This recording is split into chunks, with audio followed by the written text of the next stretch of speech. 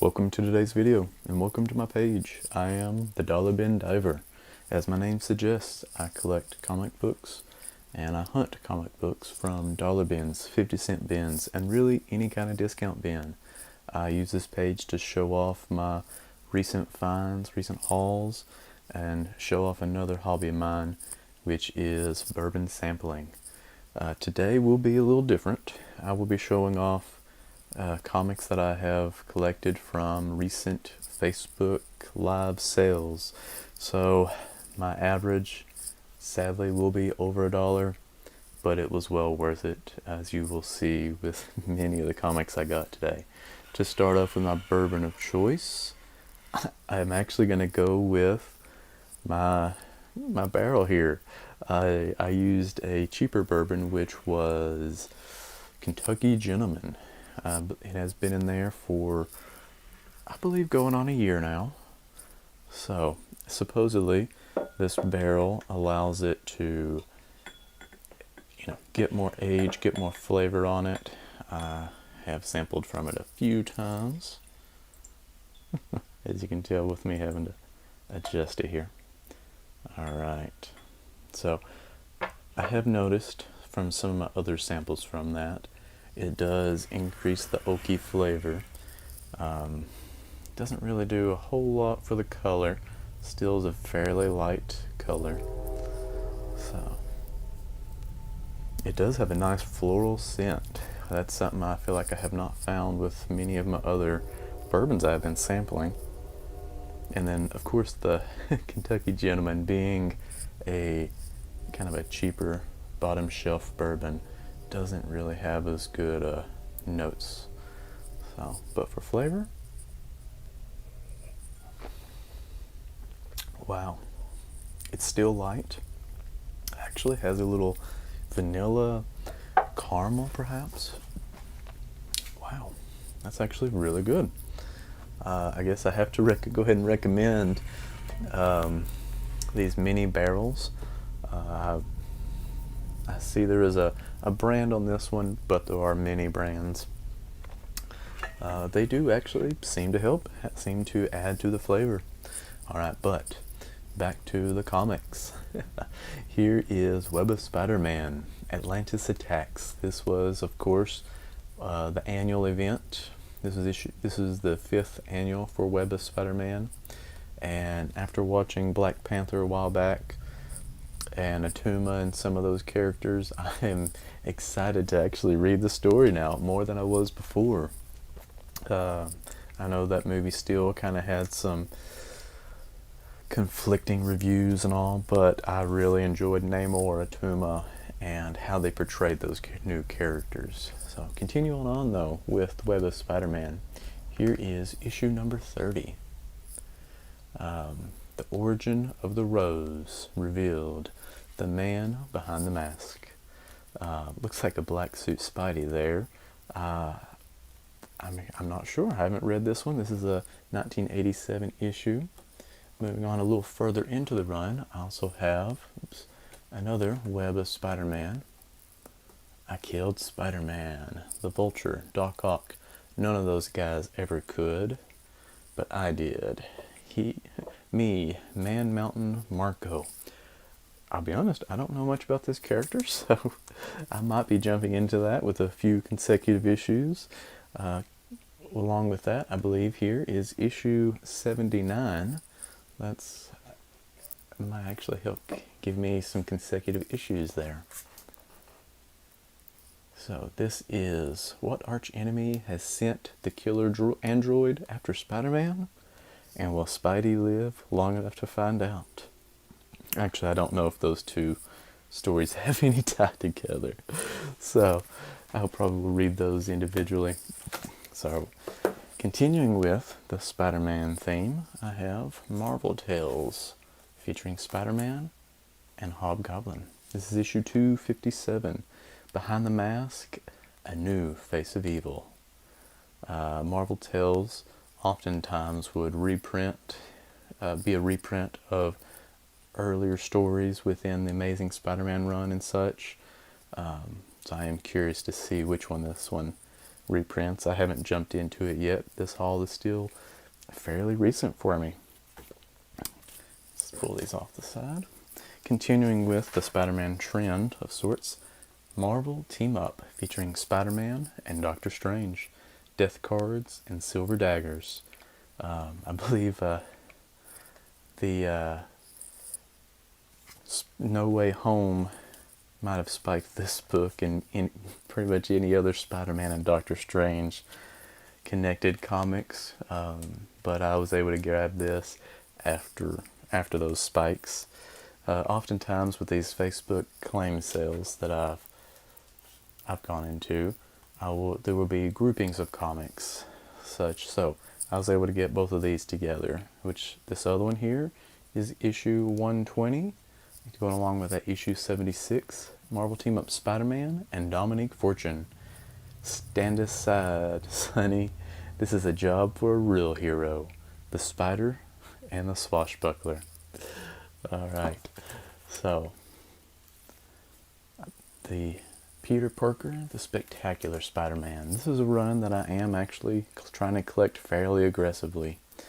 I know the Amazing Spider-Man is not something I will find in dollar bins often, so that's a difficult run to complete with the dollar bins. But the Spectacular Spider-Man, while it may have many keys throughout, are not as high priced.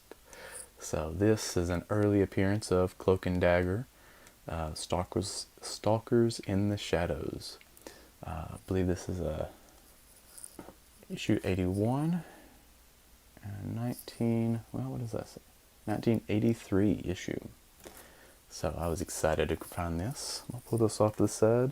Now here is a facsimile, but always exciting for me when it is something such as The Amazing Spider-Man issue number 1, the second appearance of Spider-Man in comics. 2 great feature-length Spider-Man thrillers. So of course this is Spider-Man's first, I guess, dealings with the Fantastic Four. This was a facsimile. It has a cover price of $4, but I know this book goes for much more than that. I was able to snag this at a much fairer price, and I figured, what's better than, when I get a facsimile, what's better than the second appearance of Spider-Man? Well, that would be the first appearance of Spider-Man. This is Amazing Fantasy, issue number 15, facsimile, obviously. I did pay obviously more than $1, but I paid a lot less than you would imagine. For me, as a collector of comics, even though I collect on the cheap end, I could not pass this by. This is just going to be one of my wall books now, I believe. I'll want to see this every time I enter my comic room. Alright, I will set these off to the side. So, even though The Amazing Spider-Man is difficult to find in dollar bins, I am able to find it on these Facebook Live claim sales for much fairer prices than eBay and various places. As you can tell, this one is a bit dingier. It does need some cleaning. It is not a 9.8, but you know what? I believe this is the first appearance of the Spider Slayer, so it does have some key significance. And honestly, for me, just having a fairly early Amazing Spider-Man is just an awesome thing. And again, I was able to get these in a lot of sorts, so here is Amazing Spider-Man, issue 184. White Dragon, Red Death. A brand new foe sends Spidey to a flaming end. No idea on the story. I was just super excited to have a more Amazing Spider-Man in the 100s. Speaking of, here is Return of the Fearsome Fly. The Amazing Spider-Man. If the Fly has all my powers, then how can I ever defeat him? The answer should be obvious. Web Slinger, you can't. Issue 193 from 1979. I was excited to have that. Now, moving on into the 200s, here's issue 227. The shocking, heart-wrenching battle our hero can't bear to win. Spider-Man versus the Black Cat. Alright, and the last of the Amazing Spider-Man from this haul and this lot from the claim sales is issue 235, The Amazing Spider-Man, featuring the origin of Willow the Wisp plus the deadly new Tarantula. Monsters. Alright, and it was a monster good deal that I got on these. So, moving on, continuing with the facsimiles, because that was my recent obsession, I guess, here recently, because the New Mutants issue number 98 is not a comic I plan on paying the fair price for, but I do enjoy having that first appearance to at least read and enjoy the cover there. As you can tell, it has a cover price also of $3.99. I may have got it for a little cheaper than that, so that's always nice. Continuing on, here is a newer run of comics, Stranger Things, Into the Fire. I was able to get issues 1, 2, and 3 of 4 issues in that mini run. Sadly, unrelated to that run, I was able to find issue number 4 of a different mini run of Stranger Things. I have not jumped into these yet. I do enjoy the show, so hopefully these comics will have a nice resemblance to the show and just be a fun read. Alright. So, moving on though, I have Marvel Comic Group's Luke Cage, Power Man, issue number 38. Just an early Luke Cage appearance. I could not pass it up. It was a pretty fair price. Most of the comics, other than some that are obviously more than, still am able to grab for $1 to $3 average with these claim sales. The way he does discounts and various things, it makes it very fair in the pricing. So this book I probably only paid a few dollars for, if that. So I had to grab it. Moving on to something different than what I normally read. This actually came in one of the lots of comics, and I did not realize it at first. This is Hellshock. I believe this is an Image Comics by Jay Lee. And what really excited me about this, because I do enjoy some of Jay Lee's artwork, I had some of his early work on Namor, I do believe, is it is signed by Jay Lee and actually came with a COA, and I do not think I paid that price. So that was really nice to find. That'd be a good addition to my collection there. Alright, so moving on to a Namor theme, here is Tales to Astonish, starring the Submariner. This is issue number 13. This is from 1980, Death Thou Shalt Die. Special feature on an all-new tale of the high-flying defender Nighthawk. Interesting. I actually have several issues in this Tales to Astonish run, so that will be neat to just have a run of those comics here soon. Moving on, here is Marvel Triple Action. The Marvel Triple Action was a series of reprints. This one, as you can tell, reprints the original cover of that issue of the Avengers. I believe that was the first appearance of the Grim Reaper. I don't know as much about the character, but that's just a badass little cover. Alright, so back into the Avengers main run. Here is issue 206, Fire in the Streets. Is he human? Can he be stopped? How do the Avengers battle the incredible power of Pyron, the Thermal Man? Extra, guest starring the Human Torch. Alright, and then to issue 208.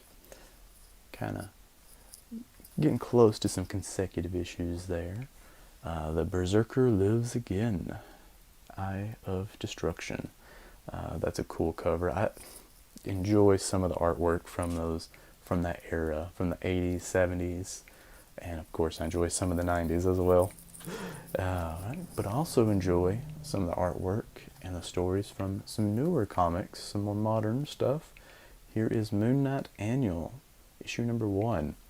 I believe this is the annual that's related to the McKay run that's currently running right now. Excited to give it a read. Awesome cover, obviously. Okay, moving on. Doctor Strange, Sorcerer Supreme. This is issue 56, an Infinity Crusade crossover, Feeding Frenzy.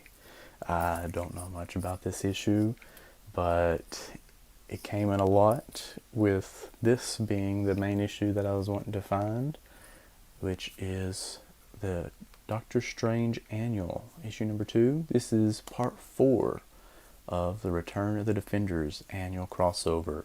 This was the issue I was missing from that crossover, and what I like about these are thicker, I believe 64 page issues, so 4 issues, a nice heavier story, oftentimes are not related to the mainline run of what is going on, but a lot of those are actually pretty fun stories. So I was excited to find this, complete that annual crossover. Okay, moving on to the Invincible Iron Man. This is issue 135 from 1980, Return of the Hero.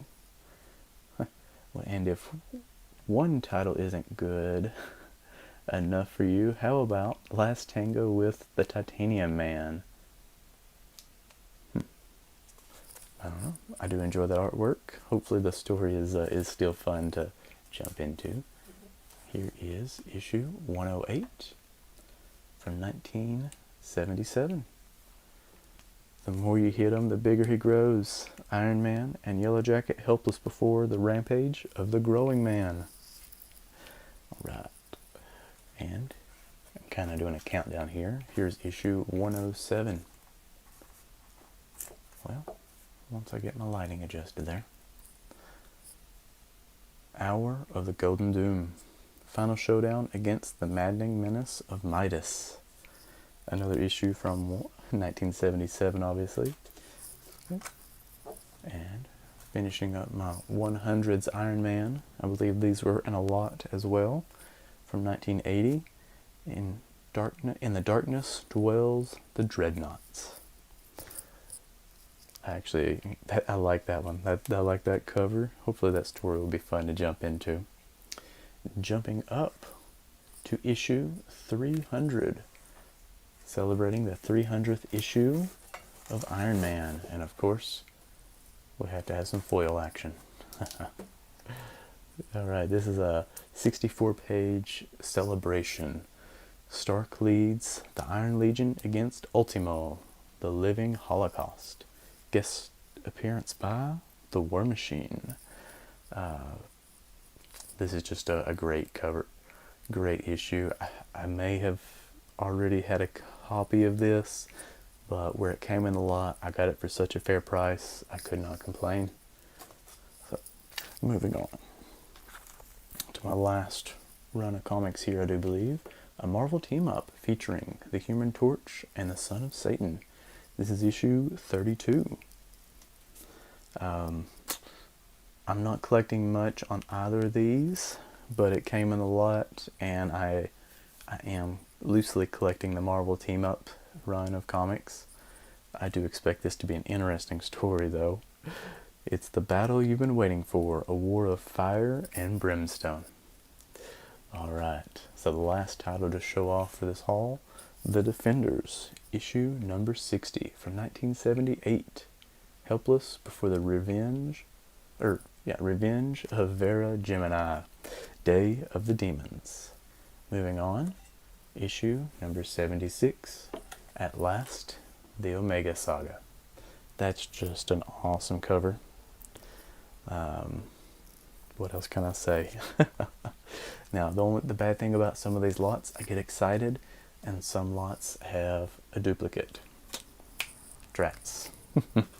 So I will have one to keep in the collection and one as a reader, I suppose. But to finish off, here is The Defenders, issue number 77, Waiting for the End of the World, starring the Hulk, Marvel's TV sensation. I forget this character's name, of course, towering over all the fallen members of the Defenders there on the cover. Alright, I'm slowly building up my Defenders collection. Now, to finish off with a good shot here of these comics, I have a few stacks because this was quite a large haul this time. Okay.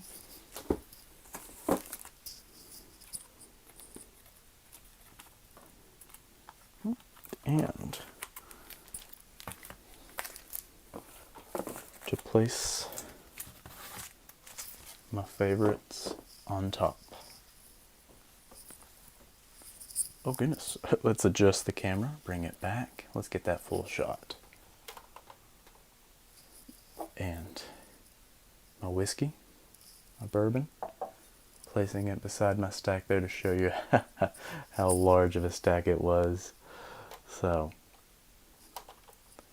let's adjust that slightly. Alright, let's get this final shot in there. Come on.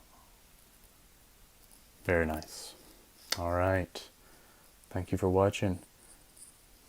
Please like, subscribe, check out my other videos. I hope you enjoyed. I'm ready to go enjoy some of these comics and enjoy my bourbon. Thank you again.